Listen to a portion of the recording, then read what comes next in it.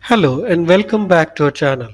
In today's video, we will talk about the tech companies getting cold feet and why no tech IPOs are trying to get listed currently.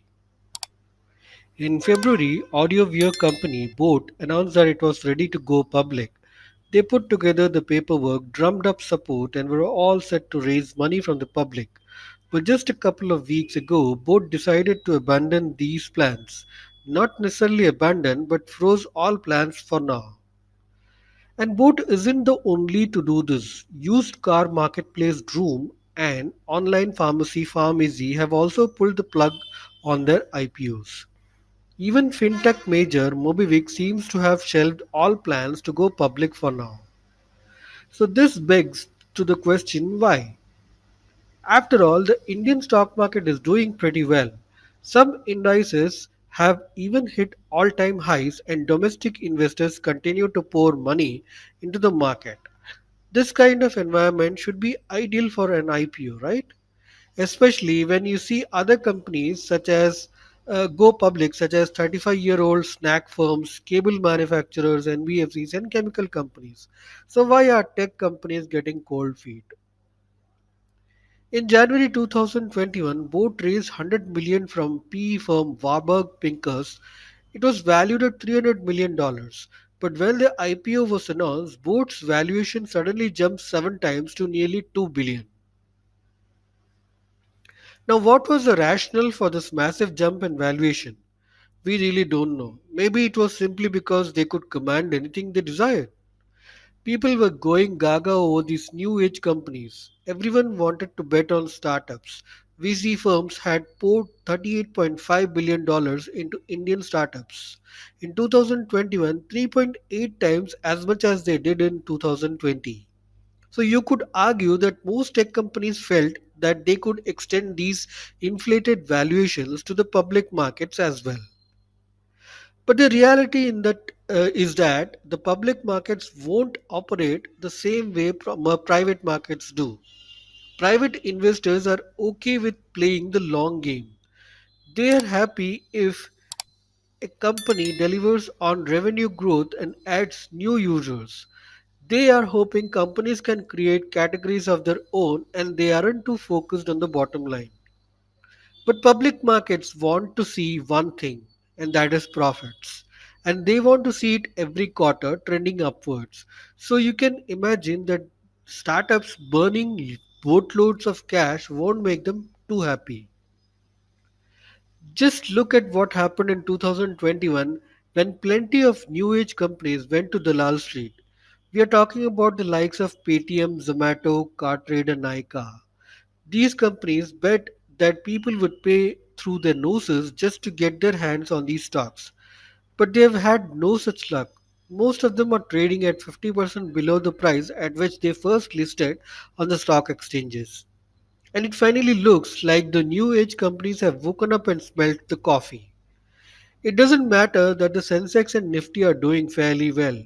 Tech companies aren't in favor, and they probably won't be until they show profits. That's why many of them have resorted to layoffs as well. They're trying to cut costs as quickly as possible. Even bankers could be hesitant to support tech IPOs at exorbitant valuations. Because here's the thing, when bankers serve as advisors on these IPOs, they also have to underwrite it. This means that if the IPO seeks lackluster demand and the shares aren't lapped up, the bank may have to step in and buy the shares itself.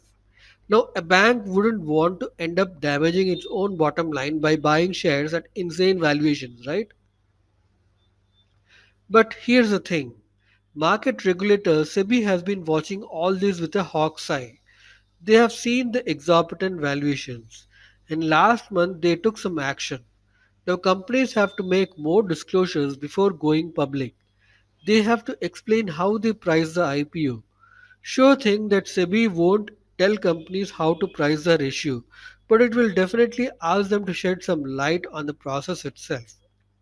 The thing is that disclosures in a 500-page document alone may not amount too much. Investors knew that these companies were loss making, yet they invested in these stocks anyways. So, what else could Sebi do? Maybe it can create an implicit barrier. The regulator seems to have slammed the brakes on doling out IPO approvals. Once a company files a document, Sebi takes some time to go through all of it. They want to make sure that the issue doesn't damage prospective investors, and it takes time to do so. In 2020 and 21, SEBI took 75 days approximately on an average to grant approvals. But in 2022, the average has jumped by 50%. Companies are now having to wait for 115 days to know their fate.